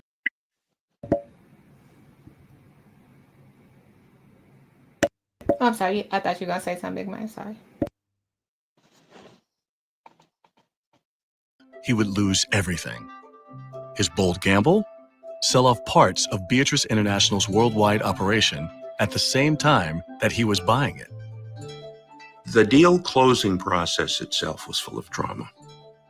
We got a call from Drexel saying, you guys are going to have to come out here to Beverly Hills and you're going to have to explain to us what the tax deduction is going to be or no deal. Well, there was a lot of negotiations going on. Sorry about that. Between the senior people at Drexel, hit the wrong and button. Reg and his team. Can you guys hear And me? therefore, Yeah, there we was can hear you. always You all tension. good. We got your back. That's all that matters. We got your back. So the guy that was just talking, the black guy, that was the guy that I met when I was at Yale. Yeah, that guy. Mhm. That guy. Oh no, not him. I know it just slowed up on me. There we go. Yeah, that guy. Yeah. Awesome. The closing of the Beatrice International deal took place on November 29, November 30 of 1987. That was when the stock market crashed. That was, Oh. at least to that point, a very unique point in history because Wall Street had had a total meltdown the prior month in 1987. No transactions were being closed.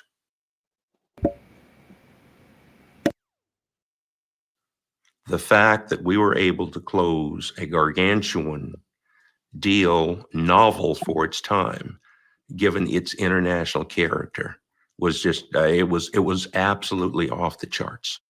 I think KKR knew we were going to have the highest bid and was going to go with us all along. But they created doubt in our minds so that we effectively topped our own bid and increased it to $985 million. But that ultimately took it. I remember the day of the announcement of the Beatrice acquisition, and I remember calling him to congratulate him and telling him how proud he was. But I remember all the calls that went around the country of African Americans saying, this is absolutely incredible. It was historic. In becoming the CEO of Beatrice International, Lewis was catapulted into an exclusive group of business leaders at the pinnacle of industry. He bought 64 companies in 31 countries for almost $1 billion. So in that sense, he is a pioneer. No African American has done ever a big deal like that on a leverage buyout. You wanna And say so when something? it hit, Were you saying something, Big Mike? No, I was listening. Oh, sorry. the press, it was like front pages all over. The extraordinary level of debt and taxes the Beatrice International deal generated could have resulted in a financial disaster.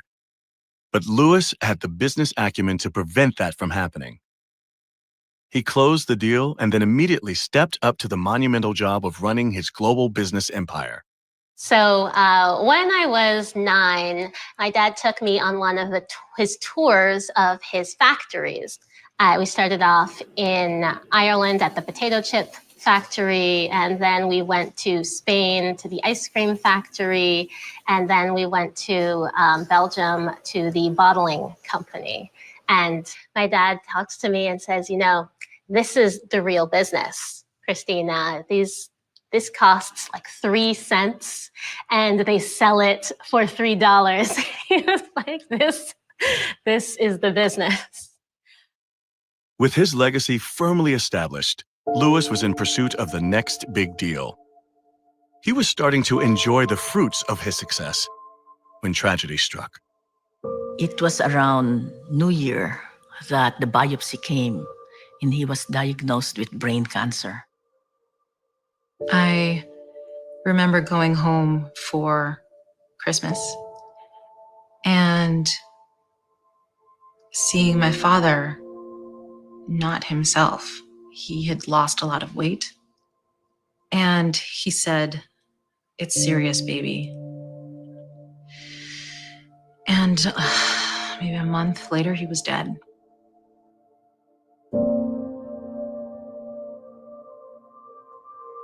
Yeah. It was such an intense time. And it was shocking that someone so full of life, really at the peak of his career, could all of a sudden be gone. Operating as an African American in this pressure cooker of New York, high finance, high legal drama, exacts its toll. Mr. Lewis That's what died when he was I was 50. talking about when that's what I was talking about where his brother was saying that, you know, it takes a toll on you when you're in high finance and on New York. It's no joke. And it'll age you. You go in looking like you're 25 and come out looking like you're 70. It's that stressful. And he was at the height of his career. So they're thinking that so a lot of people, like the young man was saying right here, that the brain cancer probably was caused on by all that stress. I don't know if the brain cancer was caused by that. What I was just saying is that that's probably why his family did not go into the business of leverage buyouts like he did, was because of the high stress that goes into that. Yep.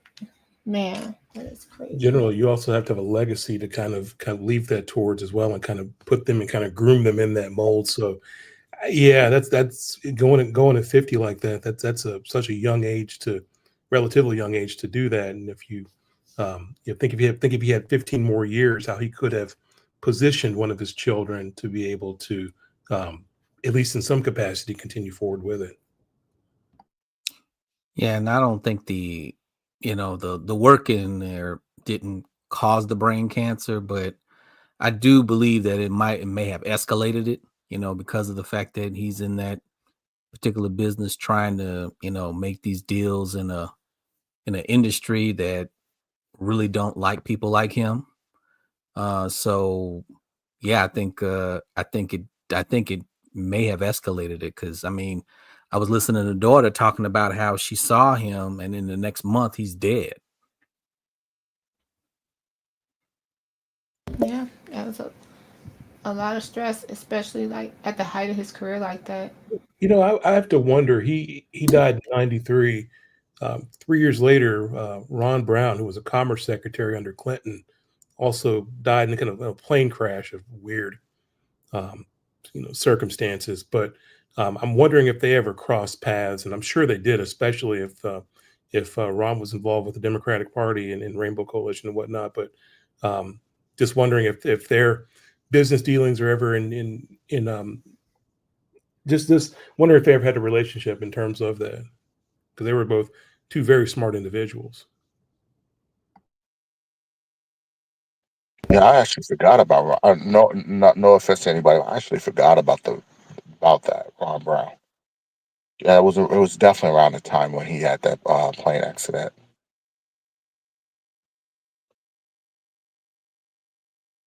Mm. Leslie was 19 and Christina was 12. Each of us handled it differently. For myself, I couldn't really say the Our Father. I could not say they will be done because, it was like that. But I never said, why me? I accepted God's will, but it was just so hard. There is no doubt that Reginald Lewis's success paved the way for me and many others. And I think that really is the test and demonstration of real leadership, is what is the foundation that you have created? What is the legacy that you've left? The Reginald F. Lewis International Law Center is the result of a $3 million gift that my father gave to Harvard Law School before he passed away. It was the largest donation that they'd ever received from a living individual. That's amazing. Period. Not just Black person, period, for Harvard Law School. Lewis cared deeply about how to inspire talented people to do their best work. And his daughter, Christina, continues his mission by creating a foundation that teaches computer programming to young African American and Latino men. All-Star Code is creating a new generation of Reginald Lewis. Wait, I forgot to say something. It was around this time, around 1990, when Reginald Lewis was actively involved at Harvard Law School. And it was a young Harvard law student who was protesting the firing of Derek Bell, who was a famous professor there. That young student was Barack Obama, and Reginald Lewis took a liking in how well spoken Barack Obama was, even as a law student. That's amazing. That's amazing. So this is the Law Center and Harvard Law School Law Center, and I like how they said not just a Black person, a person. And he was the first to donate that $3 million. That's beautiful. Right? That company, that All-Star Code, is this daughter is the one that founded that. They have a strong affiliation with Goldman Sachs, so they still have the respect of these large major institutions, right? Wow, that's great. And Derek Bell, wasn't he the founder of critical race theory? Either him or I thought Kimberly Crenshaw was the founder. I may be wrong. Yeah, I think they credit Derek Bell for that. For those who remember, critical race theory was always in the politics and the news by the right wing, claiming that schools, elementary schools and high schools are teaching it. Well, technically, critical race theory is a law discipline that's taught in law school and higher educate, graduate education courses. So for people to say that critical race theory is being taught in kindergarten or high school is preposterous. Very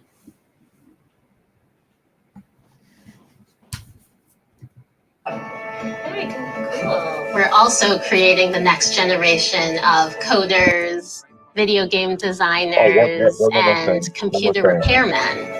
That I think Scott Johnson is right. Those cigars probably didn't help him, but man, if they were Cuban cigars, it's really hard because Cuban cigars are really damn good.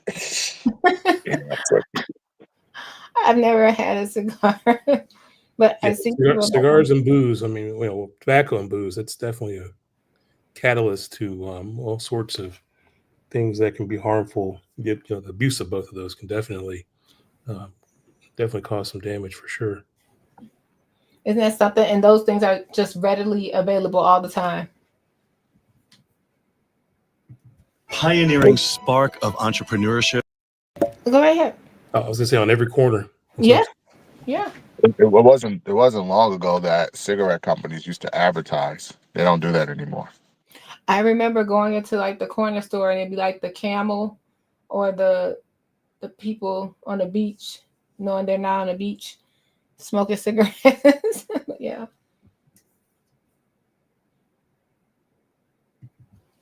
Which ignited Reginald F. Lewis as a teenager never went out.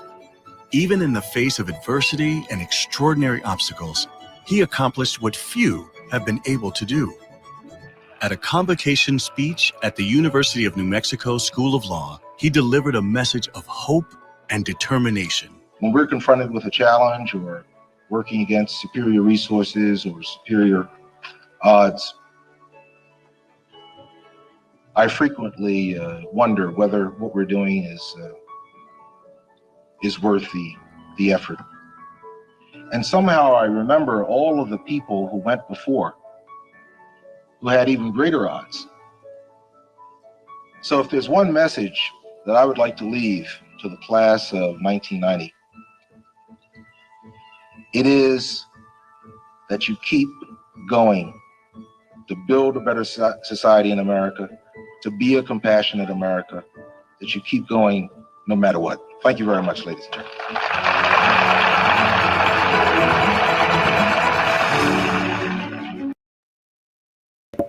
That's great. So that's his famous quote, keep going no matter what.